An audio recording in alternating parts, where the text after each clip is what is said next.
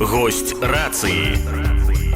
Вы недавно открыли свой бренд, вось крышку про гэта распавядзіце. Так, я представляю бренд «Кусь». Гэта бренд з'явіўся год назад, у 23-м годзе летом, калі я быў у Киеве. Я ведаў, што ўжо буду камісаваны, і просто былі думкі, а што далей рабіць? Уже не на фронте я могу нейкае дзеянне рабіць, уже не могу вярнуцца на фронт, на контракт мяне не возьмуць. Таму вось узнікла такая ідэя заклікаць беларусаў рабіць маленькі кусь. Што такое кусь? Гэта любое дзеянне, якое набліжае нас, беларусаў, до нашага вяртання ў Беларусь, да вызвалення Беларусі. Акрамя таго, што я думаў, як натхніць беларусаў, я бачу ва ўкраіне, знаходзішся тыя настроі, якія тут у Еўропе, унутры Беларусі, адносна перспектывы вызвалення Беларусі. Вось гэта настроі мяне вельмі, мякка кажучы, не радавалі. І вось год прайшоў, я скажу, што лепш не стала. Людзі многія расчароўваюцца, складаюць рукі. Цяжкасці міграцыі, бытавыя моманты, з якімі я сам сутыкаюся, на будоўлі працую сам. То бок, у несвабодны час займаюся грамадска-палітычнымі справамі, то бок, гэта я грошы не атрымоўваю. І бачу у тым ліку адносіны да добраахвотнікаў, ад некаторыя часткі беларускага грамадства. Першы момант гэта неразуменне, а што яны тут паехалі, навошта, да, гэта чужая вайна, ось гэта там іх выбар, іх туды ніхто не прасіў ехаць. А больш радыкальныя такія моманты, гэта людзі, беларусы, многія думаюць, я думаю, але не ўсе маюць смеласць выказаць, што мы добраахвотнікі, гэта наёмнікі, а мэта якіх матывацыя грош. Я адразу вспоминаю такіх людзей, як Брэст, Мыш, Вола, такія загінулі. І для мяне гэта чырвоная лінія, вось калі у наш бок такое гучыць. Вось. Таму я лічу, што важна, гэта нашы жаўнеры, беларускія жаўнеры, беларускія добраахвотнікі, гэта нашы жаўнеры. Гэта тыя, хто змагаюцца на самым гастрые гэтай вось барацьбы. А да гэтых жаўнераў я таксама, каб вы разумелі, адношу палітвязняў, якія свядома ахвяруюць сваёй волі, здароўем, седзячы ў карцерах у турме рэжыму Лукашэнкі. І я лічу, што гэтых людзей трэба падтрымліваць. Вайсковыя валанцёры таксама патрабуюць падтрымкі. І для таго, каб перайсці непасрэдна да моманту падтрымкі, я лічу, галоўнае, што я бачу, гэта змяніць стаўленне беларускага грамадства да добраахвотнікаў. Як яго змяніць? Я таксама ўжо чула ад людзей, што людзі стаміліся там і данаціць, і дапамагаць, таму што не бачаць, як кажуць, света ў канцы тунэлі, што гэта будзе не хутка. Вось сапраўды як? Вы маеце на ўвазе змяніць стаўленне да добраахвотнікаў альбо добраахвотнікаў і ўвогуле да ўсяго, што на карысць Беларусі робіцца. Людзі ўжо пачалі казаць пра тое, што нам самім цяжка, нам трэба уладковаць сваё жыццё, а тут уже нічого не зменіцца і гэтак далей. Паглядзіце, я ніколі не заклікаю людзей, ні ў Беларусі, калі былі пратэсты, ні калі з'ехаў, ні калі быў на вайне, да таго, чаго не гатовы зрабіць альбо не раблю, альбо не рабіў сам. Вось я ніколі не скажу зрабі гэта, пры гэтым я не магу гэта зрабіць. Вось я сюды кажу людзям тое, заклікаю, я лічу, што я маю на гэта маральнае права па адной простай прычыне, таму што я сам гатовы паказаць прыклад. Вазьміце мяне, я атрымаў пасля Бахмута ва ўкраіне ўзніклі праблемы са здароўем, яно вельмі пагоршылася, аналізы былі вельмі дрэнныя, прямо скажу, што там кроў у мачы была, да, то бок як томатны сок такое. Вось мне далі другую групу інваліднасці, мяне камісавалі з войска украінскага. Моя хвароба звязана з захіст бацьківшчыны, то бок яна атрымана падчас заходжання ў зоне баявых дзеянняў. І я тут у Літве не маю ні легалізацыі, то бок я ўжо 9 месяц хутка будзе, як я чакаю. Было 2 інтэрв'ю. Я паўгады не маў права афіцыйна працаваць. І зараз я не маю права ІП адкрыць, я не маю права лікавацца, хоць у мяне там праблемы з ныркамі, і гэта пытанне не скончана, гэта не нага, там адрэзалі там і ўсё, там скончаны працэс. Гэта працэс, які толькі можна трошкі запаволі. Вось як сказаў лекар, ты без нагі дажыў бы да 100 гадоў, а з сваімі ныркамі ты за 100 гадоў не жывеш. А я працую там, дзе працуюць беларусы звычайныя, то бок каб не было там ніякіх ілюзій. І у вольны час я займаюся грамадска-палітычнымі справамі, таму што мне баліць за Беларусь, мне важна гэта пытанне. А гэта вось чарка-шкварка, якой я там займаюся працуючы, да? Ну я таксама адношу, што вось я зарабляю сабе на ежу, але не гэта моя галоўная мэта. Гэта просто каб выжываць і неяк трошкі гэта вось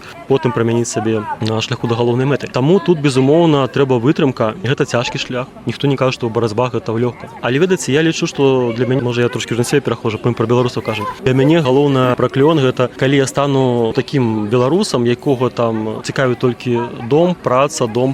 Ну і там можа там умоўна папіць піва на выходу. Ну я піва не п'ю, таму што мне забаронена. Есть такая прымаўка, позна піць з баржомі, калі ныркі адказалі. Я раней не ведаў чаму. Аказваецца, што мінералку нельга піць, калі ныркі дрэнныя. Таму такая прымаўка. То бок умоўна вось гэта вось стыль жыцця, ён для мяне як праклён. Я не магу зараз вось коротка гэта перадаць, што я адчуваю. Барацьба гэта заўсёды складана. Таму я заклікаю ўсіх, закликаю ўсіх ісці там у акопы, а я закликаю ўсіх рабіць тое, на што вы здольны. Тут галоўнае пытанне, калі я чую, я не гатовы ехаць на вайну, я не гатовы забіваць. Пытанне не ў тым, гатовы забіваць, не гатовы. У мяне ніколі такое пытанне не ўзнікала, ці гатовы я забіваць. У мяне першую чаргу стала пытанне, ці гатовы я аддаць сваё жыццё, вось калі я паеду на вайну, бо гэта каб кагось забіць, там трэба 10 раз не загінуць. І возьмите Север, Анастасію Махамед, яна была у нас па медыцыне галоўнай, полку Каліноўскага. Гэта дзяўчына зрабіла шмат карыснага і нам, і украінскім жаўнерам. А пры гэтым фактычна не страляючы ў ворага ніколі. То бок змагацца можна рознымі шляхамі, як на вайне, так і ў мірным жыцці. Таму на што вы здолелі, на што вам хапае моцы, рабіце гэта. Добра раніца, скажыце, адзін раз у дзень. Гэта ўжо змаганне, гэта ўжо той самы кусь. Захоўвайце сябе і калі складана, спыніцеся на час, адпачніце. Потым зноў да барацьбы верніце. Калі абставіны вельмі моцныя, зрабіце крок назад. Калі вы разумееце, што яны вас зламаюць, не ламайцеся, просто зайсці назад, каб потым накапіць сілы і зноў пайсці наперад, на 2 крокі наперад. Таму гэта складана, да гэтага трэба разумець, што гэта не проста прагуляцца там на марш, і всё, мы перамаглі. Гэта шлях, які працягнецца гады. Я навогул для сябе, можа камусьці гэта здасца песімістычна, але для сябе разглядаю, што я гляджу на 100 гадоў наперад. Я не сваім жыццём гляджу. То бок я, можа, не дажыву там, калі я жыву, вярнуся ў Беларусь, але я вярнуся ў Беларусь. Нават мой прах вернецца ў Беларусь, я лічу так, у вёску Дамашевіч, там, дзе мае прадзеды пахаваны, вось на могілкі, будуць перапахаваны. Баранінскі раён, літаральна ад межы горада Бараніча 3 кілометры, вёска Дамашевіча. То бок я гляджу на 100 гадоў наперад. І для мяне тут з'яўляецца вельмі важным прыклад Каліноўскага, барацьба якога зараз нівеліруецца вось рознымі гігінамі і іншымі прапагандыстамі, таму што гэта моцны прыклад, а гэта прыклад, які натхняе. Гэта тая зброя, гэта вось наша мінулая ў тым ліку. Гэта тая зброя, якая лепшым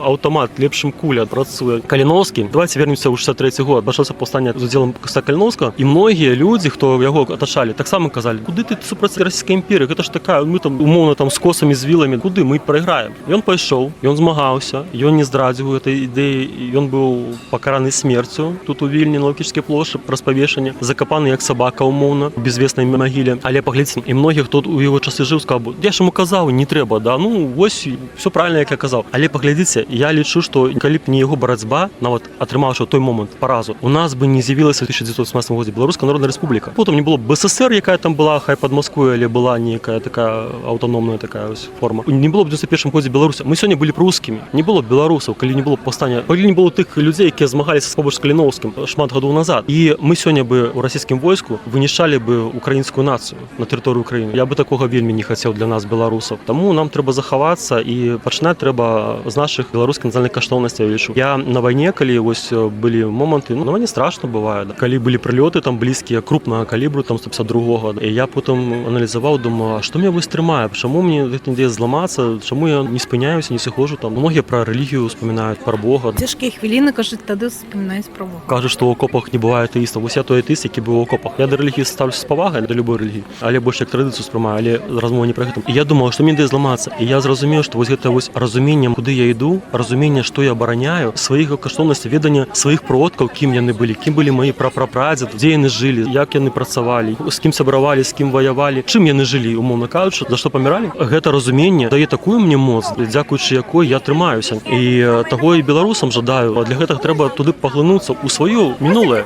Як звалі вашага прадзеда, вы ведаеце, а хто ён быў, а чым? Вось зацікаўцеся. Я калі зацікаўся, з мяне гэта так пачалося, гэта вось усведамленне, хто я, што я беларус. І я калі выходжу умоўна на поле боя, я маю пад полем боя на ўвазе не проста поле боя ва Ўкраіне, на вайне. Поле боя і тут можа быць, да, вось і у вас поле боя, да, вось інфармацыйнае. Шмат гэтых полёў боя. Я уяўляю сябе не адным, я не адзін стаю. Калі так вось літаральна, образна казаць, то я калі аглянуся умоўна, то я бачу за сабой вось гэтых вось сваіх продкаў. Дзедаў, бабуль, прадзедаў, прапрадзедаў і туды дадалей. І всю нашу нацыю, вось, хто да нас змагаўся і хто працягвае сёння змагацца. Я чула такія думкі, што на вайну ідуць лютаценнікі, якія мала думаюць пра сябе, пра свае сем'і. Вось, калі шчыра, чаму вы пайшлі на вайну і ці згодны вы з гэтым? У мяне было шмат момантаў, не памятаю, 5 ці 7, каб не ісці на вайну. Па-першае, у мяне была працоўная віза, і я разумею, што калі на вайну мяне звольняць з працы, я потым у Літву ніколі не вярнуся. Тут дзяўчына з дзецьмі, кватэра, якую яна не магла парэндаваць. І таму я ехаў на вайну абараняць Кіеў на 1,5 месяца, тому што я разумею, што грошай мне хопіць, каб аплаціць кватэру на 1,5 месяца. Але потым праз 3 тыдні, як мы трапілі туды, у нас з'явіўся кантракт, і гэта дазволіла мне прабыць больш на вайне.